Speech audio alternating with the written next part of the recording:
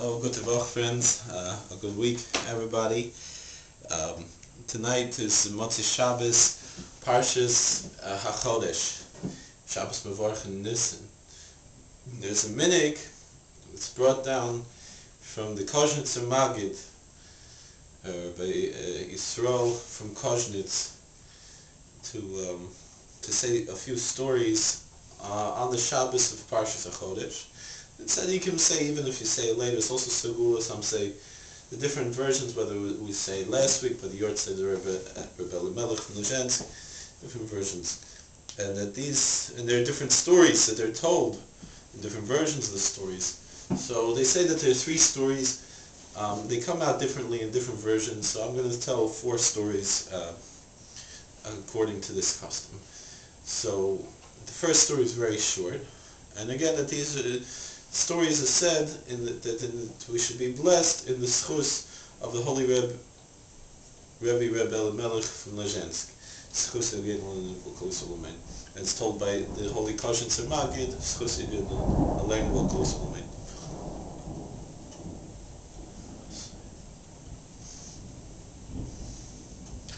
First story is that there was a Jew who was coming up for Pesach, didn't have any money, and he wrote a letter to God. He took a bow and arrow and attached the letter and put it into the forest. The next day, the king of that particular province decides he's going to go hunting in that very forest. He finds this letter. He sees it's addressed to the king, asking for money, and it says who needs it. So the king is like, all right, I'll give this money to this Jew. And so God answered the letter. And just like he had money for Pesach, so should we, and the whole world should have everything they need for Pesach and the whole year round. That's the first story. Next story was that there was a poor Jew named Moshe or Yankel, whatever. He didn't know what to do, and it's coming at Pesach. Like, how are we going to make money? Someone gave him an idea. Why don't you sell whiskey? I know where you could buy some whiskey very cheap, and you sell it for more.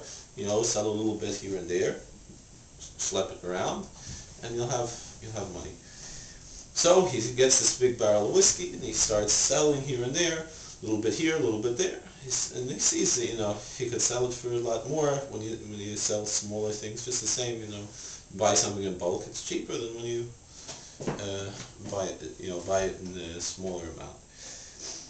However, he comes to a border of a province that had different laws. You need a special liquor license to sell whiskey in this province. So they said, you have this barrel, we can't let you take it into the province, we're going to take it away from you. He didn't know what to do. Here he is, this whole source of income is taken away. So he goes running, crying to the holy Rebbe Elimelech from Lizensk. He says, Rebbe, what should I do? Here my livelihood is taken away, my income. The border guards seized my whiskey. He said, don't worry, go back to them and tell them, taste it. It's just water. So they thought, he goes back and he said, open up the barrel. I want you to have some. Taste it. You'll see, it's just water. This is playing a joke on this. All right, we'll taste it. We'd like some whiskey anyway. They open up the barrel, take a cup, drink it. Right, it's just water. Here, you can have it. No need that. He takes this barrel back, and now again he's crying. Doesn't know. So he takes the barrel with him. He goes to the Rebbe Elimelech, and he says, Rebbe, what am I supposed to do now? They took away, I had a barrel of whiskey, now I just have a barrel of water. I can't make money selling a barrel of water. Especially since I paid so much for whiskey, I didn't pay for water.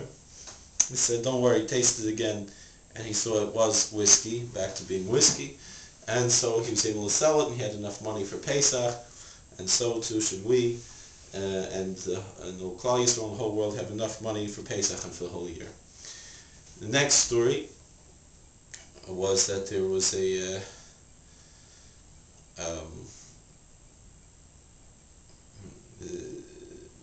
king who had a ring that he loved very much, and he lost the ring. Someone stole it, was lost, didn't know. He makes an announcement in the kingdom. Anybody who goes look for my ring, I'm going to pay them for their time to go look for the ring. So meanwhile, in the town, in the kingdom, there was a poor Jewish family, and the wife said to her husband, Pesach is coming. I hear the king is giving money for anyone who's going to go look for his ring. Go look for the ring. So he goes to the king. He said, I'm going to go look for the ring. The king gives him the money. All right, go looking. He looks for a little while, but he didn't find it. Comes at Pesach time. He has to go get ready for Pesach. And Baruch Hashem, he has the money. So he goes and he gets everything he needs for Pesach. Meanwhile, there's one of the king's advisors was a priest. This priest was a little bit of anti-Semite. And he sees what's going on. What's this Jew doing with this money? He's going to get ready for the holiday.